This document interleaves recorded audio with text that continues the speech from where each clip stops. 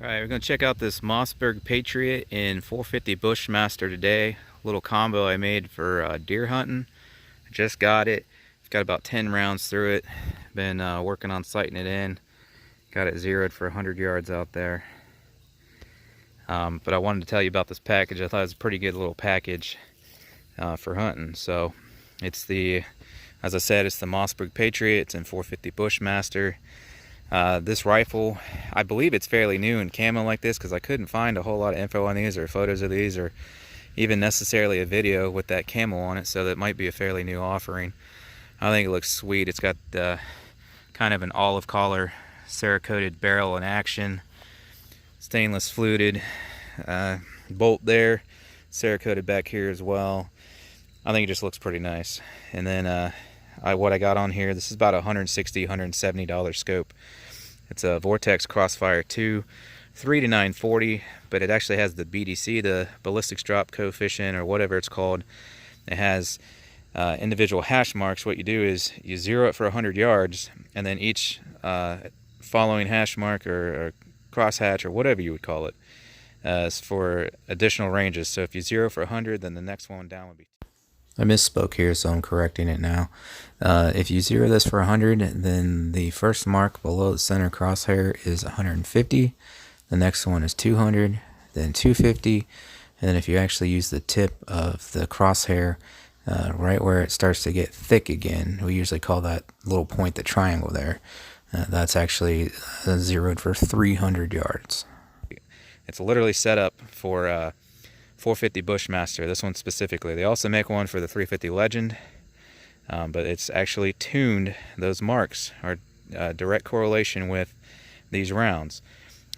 250 grain at 2200 feet a second, which out of a 20-inch barrel, that's about what you're getting. A 22-inch barrel will get a little higher velocity. A 16-inch barrel or 18-inch barrel like the AR platforms have, or even the Ruger American has a 16-inch barrel in one of them, it's going to be a little slower. So it'll still be really close, but really that scope with the way it's set for the velocity it wants these 250 grain bullets coming out at, 20-inch barrel is perfect. And that's what the Patriot here has. I'm going to see if I can potentially show you what that looks like. It might be a little difficult on the phone. Alright, bear with me here. I'm trying. Don't know how well you guys can see that. Obviously it's a lot easier to look through with your eye. I mean, the scope works pretty damn good. As soon as I even bring my face up to it, it's just immediate focus. It's just because I'm trying to record it. It's a pain in the ass. But you can see those little marks there from dead zero. Okay, again, I misspoke here, so I'm correcting that now. I was showing what those crosshairs look like and discussing what each line is for. So again, dead center zero there at 100 yards. If you zero it for 100, then your next little line below dead center there is 150. Next one down is 200. Next one down from there is 250. And then the tip of that crosshair there, where it starts to get thick again, is 300 yards. Now later on in this day, we took it out and confirmed that. So that is 100% confirmed. That's what those marks are for.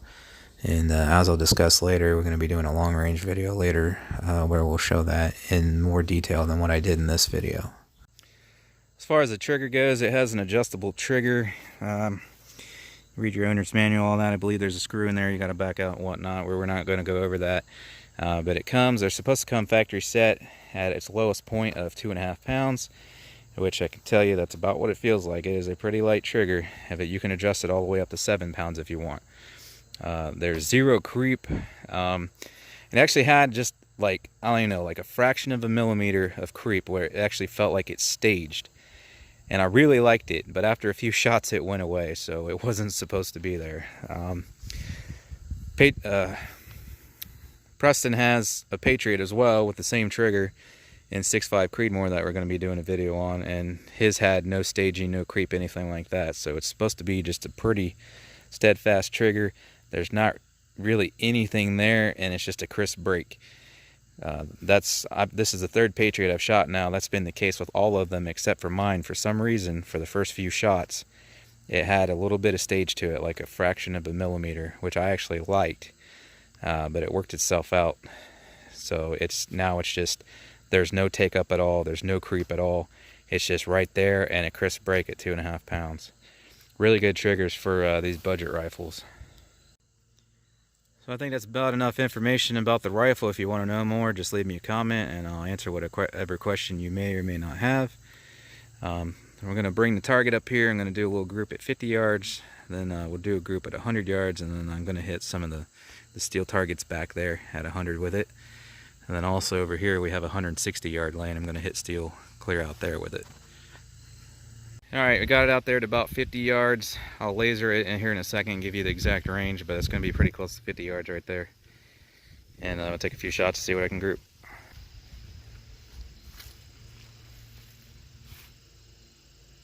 $53.6 yards.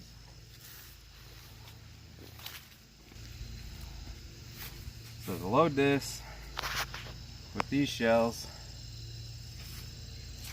you can't just push them straight down. You actually got to start at the front like this, push down, and then slide them back. So do a 3-shot group on that, and then I'll move it out to 100.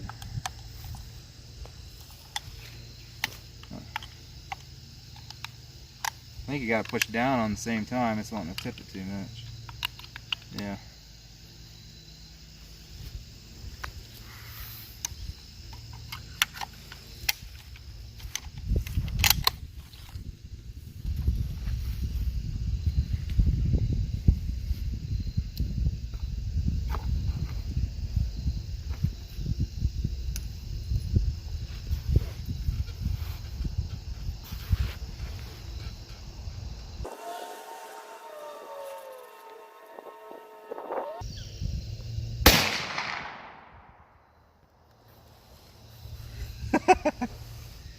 I flung that.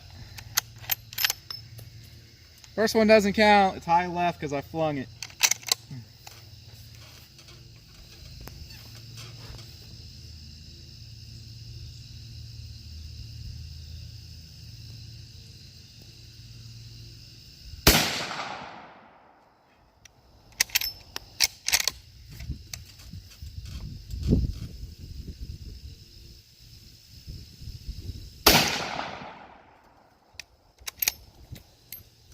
I'm just flinging them everywhere.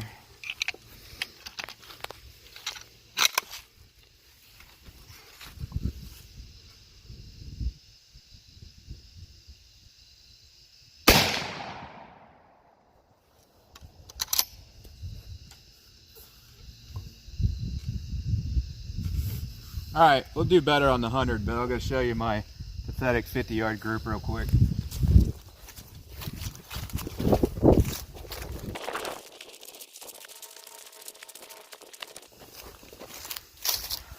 Oh, you know, that's the first one I flung. And then I wasn't doing too great on these 3 either. That's about what I was doing at 100 yards earlier, so move it out to 100 and I'll do better than that. Alright, we're at 100 yards here. Covered up those shots, so like I said, that was about the size of the group I got at 100 earlier, so I'll try to replicate that. Got my steel gong out here. This is from the Creedmoor earlier. We're trying to see what they do. I'm going to hit it with the 450 on this, but it's going to spin it around because I need to weld a leg on that to stick in the ground. And that's only a 1/4 inch. It's supposed to only be for pistols. You can probably see the bow there, but it goes ding real nice because it's so thin. And then I got 3/8 inch silhouette out here, half scale. And I think after I do my group, well, we're going to smack these, but I might try to just do headshots on this. I seem to do better, like, just actually shooting at something with volume to it, where compared to trying to group on targets for some reason. But so either way, we're going to hit them, but I'll try to do a little group on the head up there too. 100 yards. All right, I'll see what I can do at 100 yards here. And again, forgot my damn GoPro, so try to zoom in. Maybe those holes are big enough to see. I doubt it, but without cutting the video, we'll walk out there and see what we print. So I'll fast forward through the slow parts.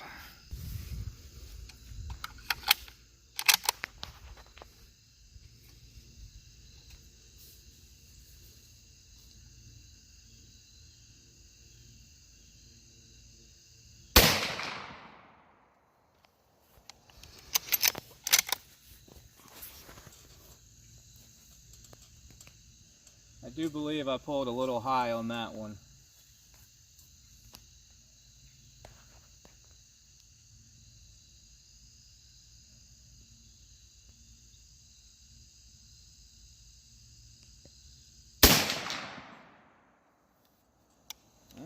Maybe not. Those two are almost touching.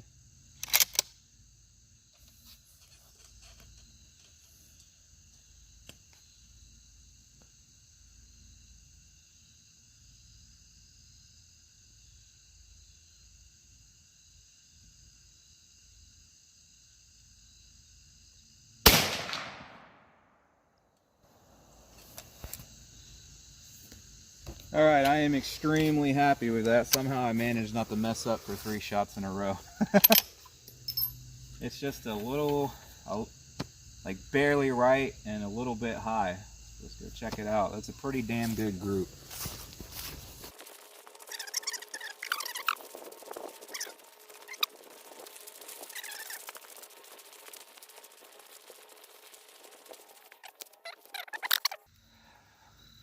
So we had 2 taped off here, 2 taped off here from the previous shitty 50-yard group, but I got 3 shots right there. That's about 1.5 inches maximum, so it's hard to tell.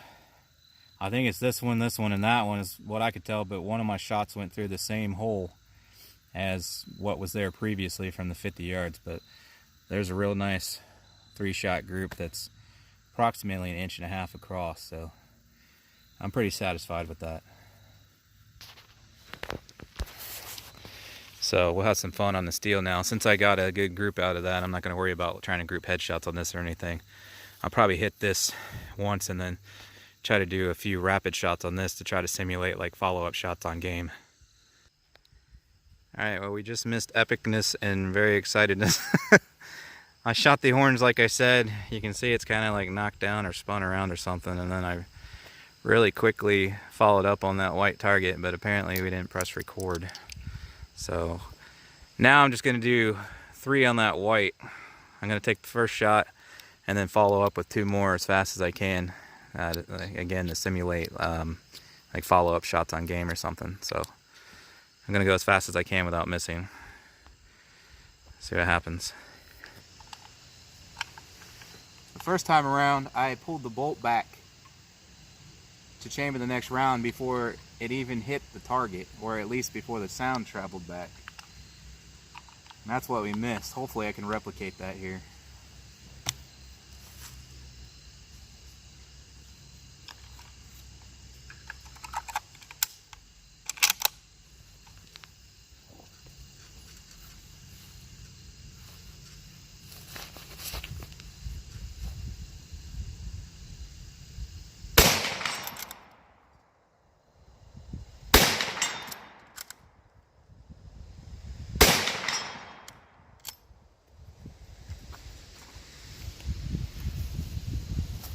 I would have been a little faster, but when I came back down on the table's wobbling.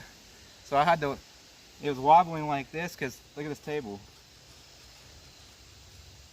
So I would have been a little faster than that if it wasn't for the table, because as soon as I came back down with the rifle, it was shaking. I had to wait a fraction of a second before I could pull the trigger and ensure that I still got a hit. I was a little slower on the bolt that time too. I heard it ding right as I went to grab it.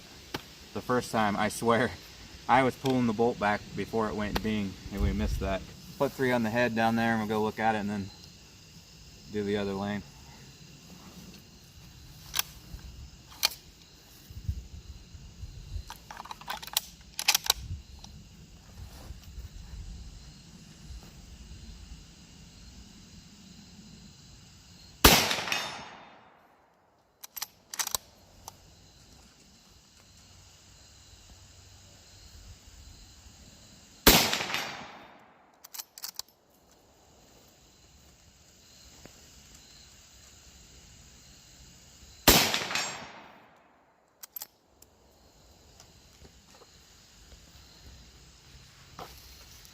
Those are all slightly right, but that was me because I was going kind of fast, so I was starting off to the right of it, and I'd bring the crosshairs over traveling left, and then basically as soon as it was on the head, I was just pulling the trigger. So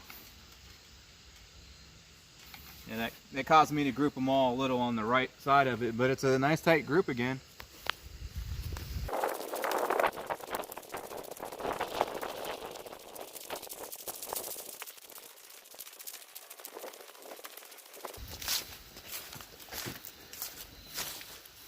Stuck. A little dent in that 1/4 inch. About the same as the Creedmoor. There's my 3 shots on the head. What I was trying to describe was I was shooting kind of rapid, a little bit, not as fast as I could. So when I'd come back, my crossbows were here and I was bringing it over, and basically as soon as it would touch the white, I'd pull the trigger, and that's what I got. So alright, so we didn't get to do the 160 lane at the other location we were at, so we're out here at Briar. I wanted to at least come out here and try to get a few long range shots to throw onto that video for you guys. Currently, I have that 16-inch steel gong. It's kind of hard to see. In the center of the screen there, that is it's kind of a pinkish collar ram on a 300 mound out there in the dead center of the screen. And just to the left, basically where its butt is, I got my 16-inch steel gong there, so I'm going to try to hit that. That's 300 yards. Now that I know where to aim, let's see if I can hit it a few times.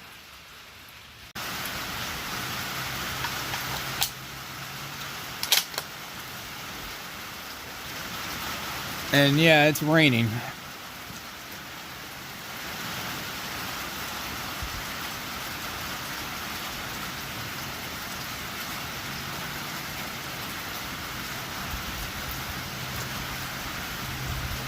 Alright, here we go. We'll zoom in some after this shot.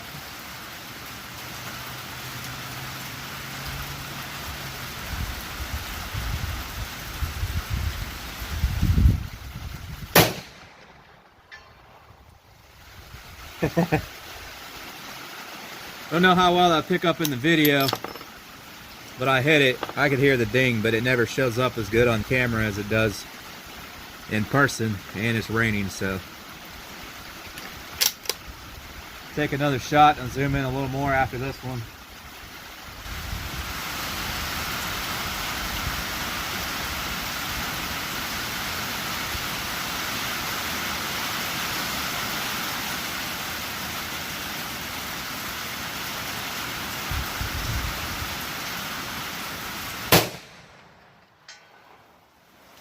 That was a good ding.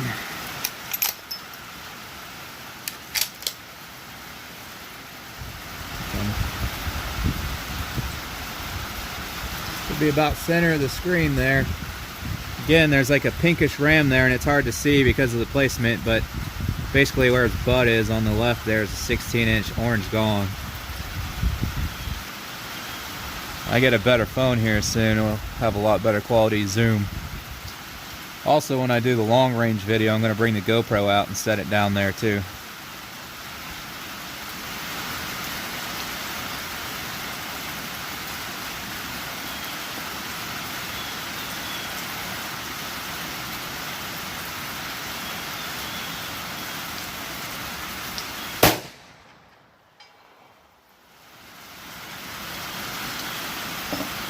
Alright, hope you could hear those.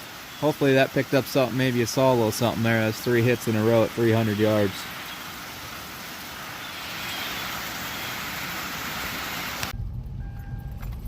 Coming down here to see if I can see where I was hitting it. I'd already had a couple shots on it, but I might be able to see what I was doing down here. I think we had 2 shots on it before. Let's see what it looks like. I was already halfway down here when I started recording.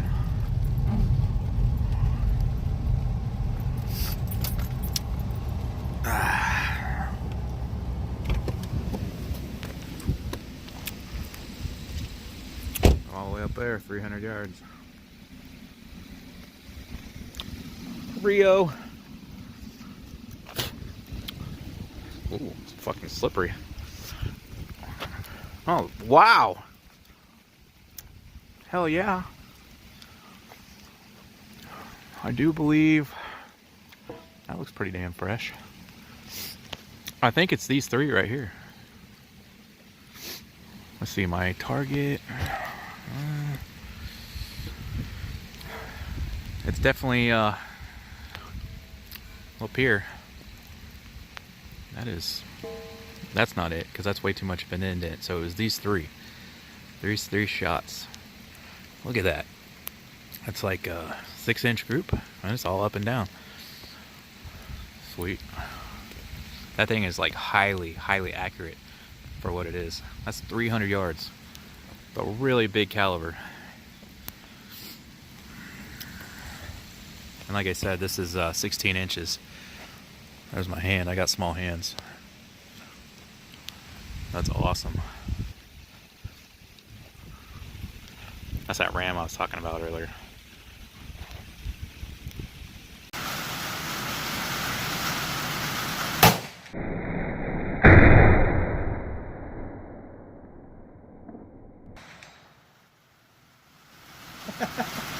I saw all the water splash up and then I heard the ding. Yeah. All I seen was fireball through that scope. Yeah, I saw the flash from over here. So 300, just use the triangle.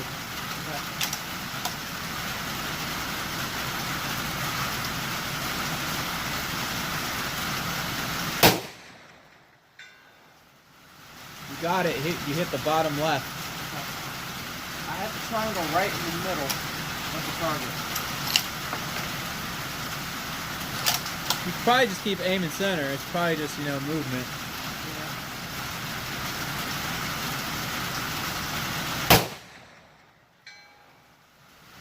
Yeah, you got it. That looked more centered that time. I'd say it's pretty dead on, man. Yeah, that was 3, right? Yeah.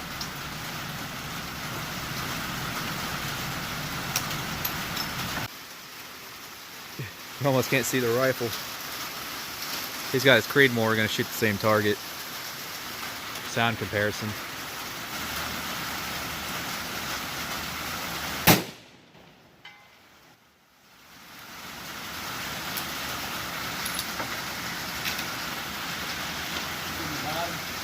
I think so.